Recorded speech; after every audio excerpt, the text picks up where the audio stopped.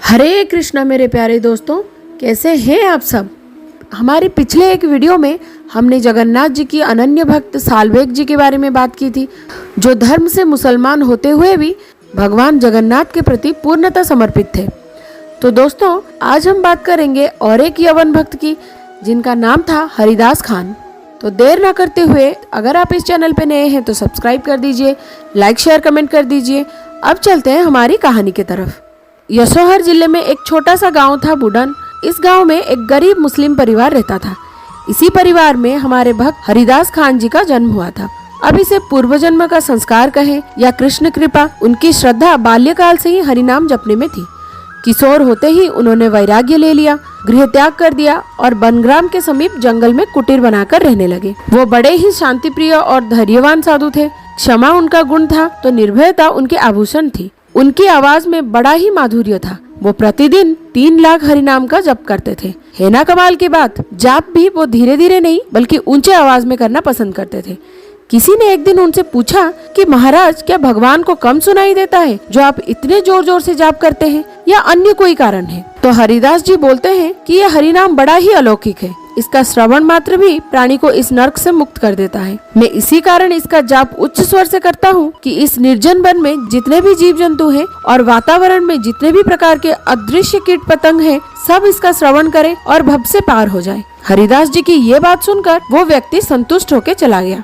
उनकी ख्याति बढ़ती ही जा रही थी। कितने लोग तो उन्हें अपनी आदर्श मानते थे, परंतु उनके ख्याति से कुछ लोग जलते भी थे।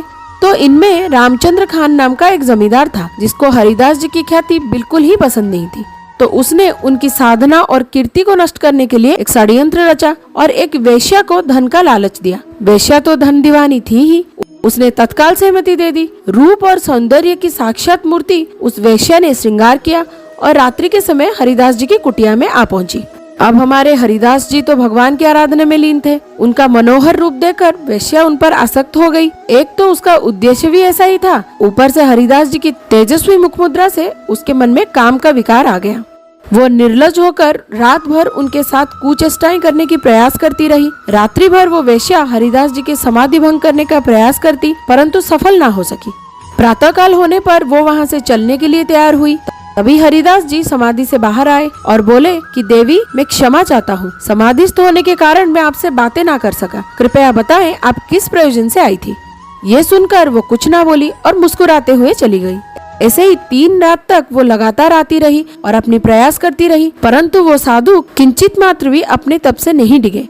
वो वेश्या तो अपनी मनसा में पूरी तरह से असफल रही, परंतु उसके कानों में निरंतर हरिनाम की आवाज गूंजने से उसका अंतकरण शुद्ध हो गया था।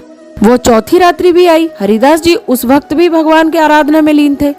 वो इतने लीन थे कि उनके आंखों से लगातार अश्रुधारा बह रही थी। वो वेश्या ये देख के आत्मग्लानि से भर गई। ये कोई साधारण साधु तो हो नहीं सकते। वो ये सोचने लगी कि जो मुझ जैसी परम सुंदरी की उपस्थिति का आभास तक नहीं करता और अपने ही धुन में लीन रहता हो, वो निश्चय ही किसी अलौकिक आनंद का प्राप्ति कर रहा है। अवश्य ही इसे कोई अन्य ऐसा आनंद प्राप्त है जिसके समक्ष संसार के सब रूप रंग फीके हैं। वो उन्हें पथभ्रष्ट करने आई थी और स्वयं ही सद्मार्ग पर चल पड़ी। वो इच्छाओं पर विजयी उन चरणों पर गिर पड़ी और अपना अपराध क्षमा करने के लिए अश्रुपूरित स्वर से याचना करने लगी। हे पुण्यात्मा, हे महात्मा, मुझ पापीन का उद्धार करो और मुझे क्षमा कर दो। कृपया मुझे अपनी शरण में ले लो। उसके प्रायश्चित भरे शब्दों से हरिदास जी ने समाधि तोड़ी और बोलने लगे कि हे देवी, मानव जीवन मुक्ति मार्ग का एकमात्र रास्ता है। इसे कोई भोग मानकर जीता है तो कोई योग मानकर। उठो और अपने हृदय में हरिनाम को धारण करो, तुम्हारा उद्धार अवश्य हो जाएगा। वेश्या ने तत्काल सच्चे मन से प्रभु का स्मरण किया। उसे हरिदास जी ने दीक्षित करके तपस्विनी बना दिया। उन्होंने उस स्थान को भी उसी को ही सौंपा और स्वयं हरिनाम प्रचार करने चल पड़े। ये साधु संग और हरिनाम श्रवण का प्रताप ही था कि वो आगे चलकर भगवान के परम भक्त बनी। हरिदास जी वहाँ से चलकर शांतिपुर में पहुँचे। शांतिपुर में मुस्लिम शासक था। उस धर्मांध शासक के फतवे में हिंदुओं को अपना धर्माचरण करना कठिन हो गया था। ऐसे में हरिदास जी मुस्लिम होकर भी हिंदू आचरण करते हरिनाम लेते थे। कुछ मुस्लिम अधिकारियों को ये बात बहुत बुरी लगी, तो उन्होंने राजा को ये बात बढ़ा चढ़ाकर बताई कि जहाँ पना, जबकि नगर में आपके हुक्म से इस्लाम को सर्वव्यापी करने की मुहिम चलाई जा रही है, ऐसे में हमारा ही एक मुस्लिम फकीर हिंदू धर्म के गीत गाता फिर रहा है। इससे हमारी मुहिम पर बहुत बुरा असर पड़ रहा है।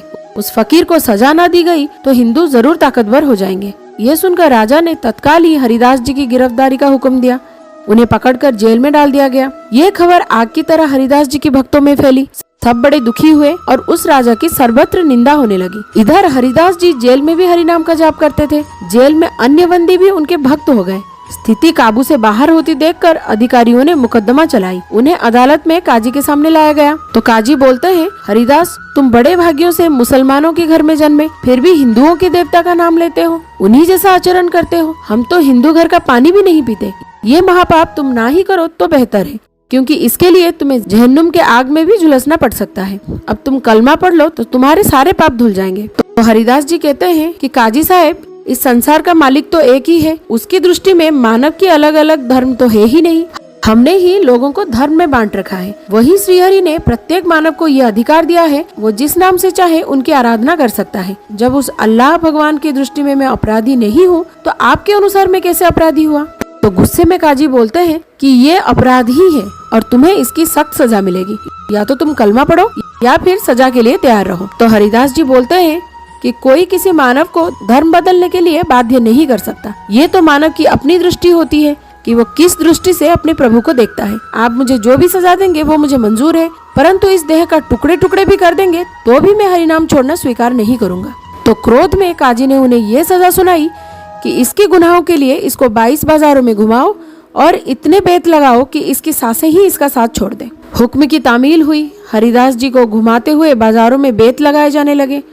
हरिनाम में लीन उन्होंने अपना प्राण को केंद्र में स्थिर कर लिया। बेतों की मार से उनके मुख से उफ तक ना निकली। मारने वाले मार मार के थक गए, परंतु पिटने वाला अडिग रहा।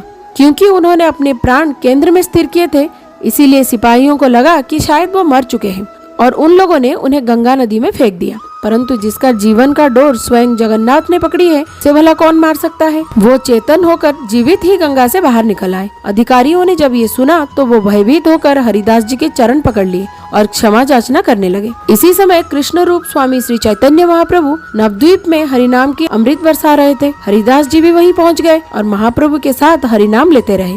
फिर महाप्रभु की आज्ञा से वो एक अन्य सन्यासी नित्यानंद जी के साथ नगर भर में हरि कीर्तन करते घूमने लगे।